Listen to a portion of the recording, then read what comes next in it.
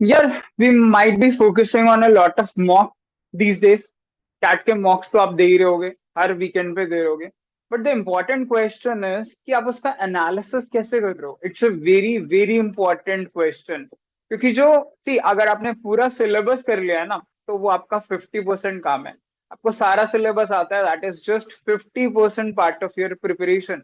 Rest 50% है how you will handle your paper on that particular day. उसके लिए mocks are one of the foremost important things. अब mock देना सिर्फ काफी नहीं है, 2 घंटे का मॉक, उसके बाद उसका एनालिसिस इंपॉर्टेंट है।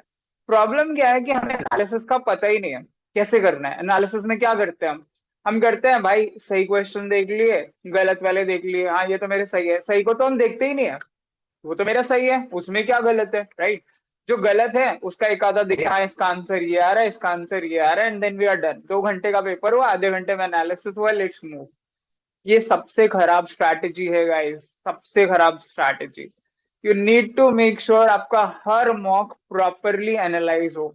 2 घंटे के मॉक के लिए मुझे पर्सनली लगता है 4 से 5 घंटे का एनालिसिस चाहिए। आपको प्रॉपर लर्निंग होनी चाहिए। क्यों आपका मॉक पे मॉक, मॉक पे मॉक, मॉक पे मॉक देने के बाद भी स्कोर बढ़ नहीं रहा?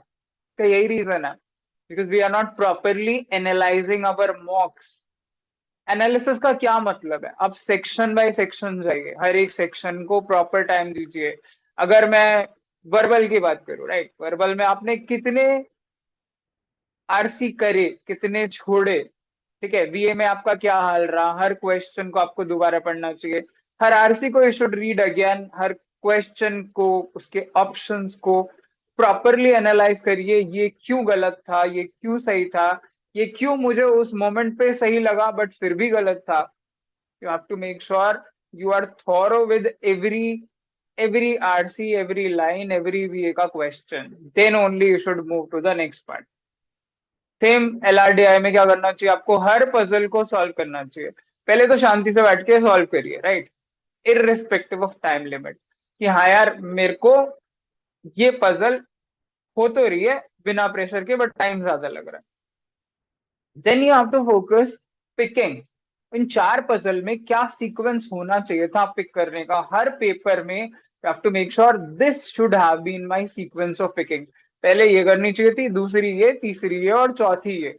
या ये वाली तो टच भी नहीं करनी चाहिए थी, even that is a great learning और जिसमें आपने टाइम लगाया है। इस मोमेंट पे मुझे ये पजल छोड़ देनी चाहिए थी, इसके आगे नहीं ट्राई करनी चाहिए थी। आगे कभी ऐसा होगा तो मैं ऐसा नहीं करूंगा। That is how you try और learn to handle these sections.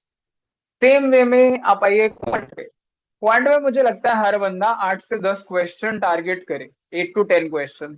अब प्रॉब्लम क्या है, हम सिक्वेंशियली सॉल्व करना शुरू करते हैं। पहला आया वो ट्राई किया, तो 2-4 मिनट लगाए, नहीं हुआ। फिर दूसरा आया वो ट्राई किया, 2-4 मिनट लगाए, चलो हो गया, 8 मिनट हो गए, 2 क्वेश्चन हुए। तीसरा आया, चौथा आया।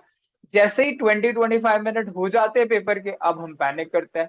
क्वेश्चन तो हमने 10 भी नहीं देखे, और टाइम हो गया 25 मिनट, 15 मिनट बचे हैं। अब हम यहाँ पे चूज करना शुरू करते हैं कि ठीक है यार, 15 मिनट में देख लो, अगले 14-15 क्वेश्चन में से 3-4 कौन से हो पा रहे हैं। And that is when we actually miss out on the easy ones. यहाँ पे हमसे इजी वाले छूट जाते हैं।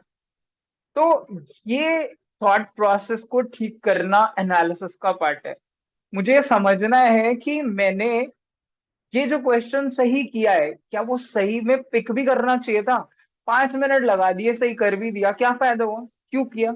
इससे बेटर 5 मिनट में 3 क्वेश्चन और कर देता शायद, जो छोड़ दिए। दैट इज वाई जो किए हैं उसको भी आप ROI देखो ना, रिटर्न ऑन इन्वेस्टमेंट कितना है। 10 मिनट करके क्वेश्चन कर भी दिया तो वो करने लायक कभी नहीं है, नेवर।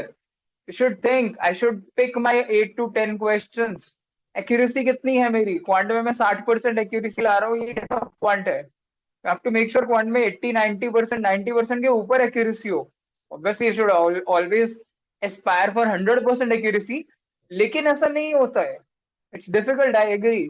लेकिन आप 10 कर रहे हो और आपके 8 भी सही नहीं है, ये तो बहुत ही गलत चीज है।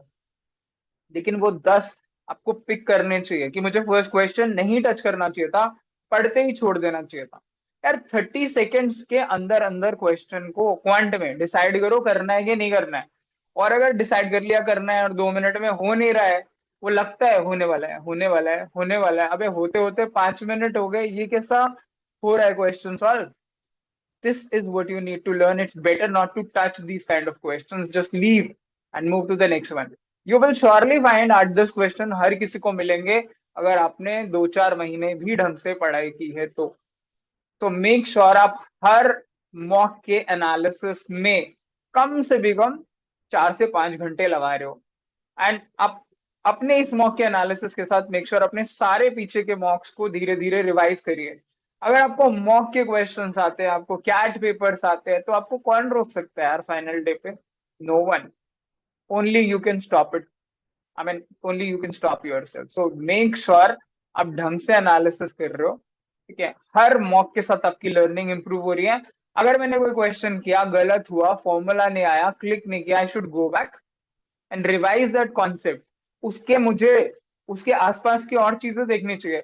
सपोज करो इन रेडियस याद ही नहीं आ रहा, वो इन रेडियस क्या होता है, R is equal to S by delta, delta by S पता नहीं क्या होता है, ठीक है? एरिया ही निकालना नहीं आ रहा है, area by S delta area होता है। तो आप इन रेडियस नहीं, सरकम रेडियस, सेंट्रॉइड, इन सेंटर, सरकम सेंटर, वो सारे देखिए सो दैट उसके आसपास की सारी चीजें आपकी कवर हो जाए। That is how you learn.